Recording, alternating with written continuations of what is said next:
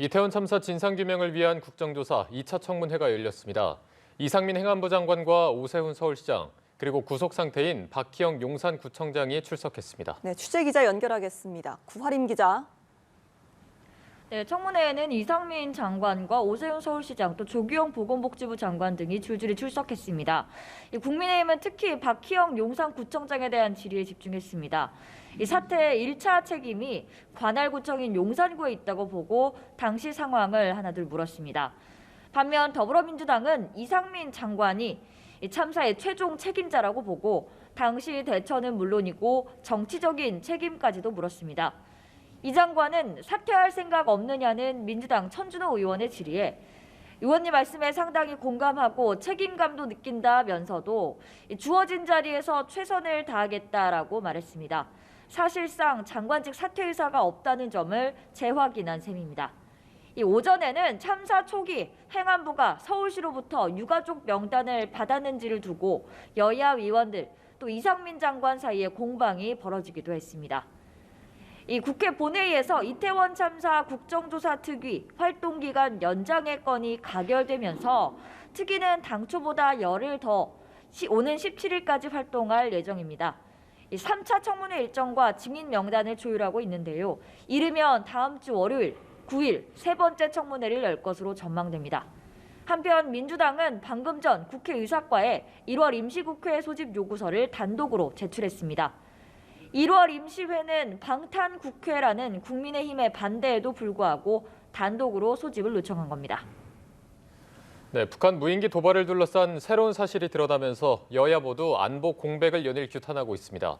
서로 공방전도 벌이고 있는데 이 내용도 함께 전해주시죠.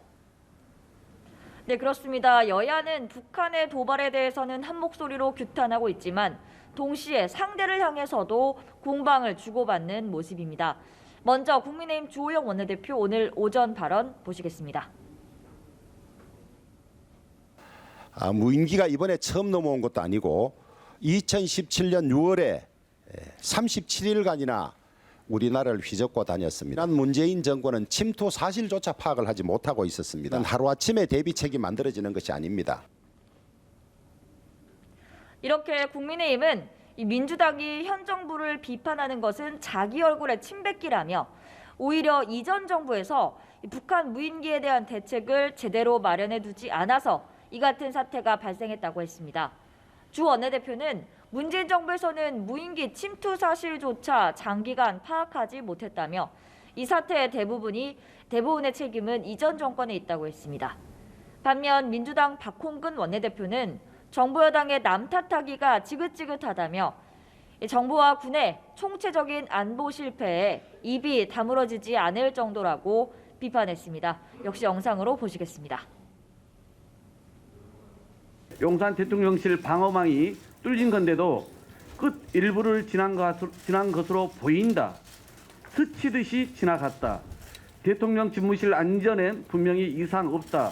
등등 무책임하고 엉뚱한 변명과 비겁한 발뺌으로 일관합니다. 네, 박홍근 원내대표는 무인기가 서울 상공에 들어왔는데도 정부가 이를 뒤늦게 시인한 점은 비겁한 발뺌이었다며 국방장관 그리고 합참의장 등 문책이 불가피하다고 했습니다.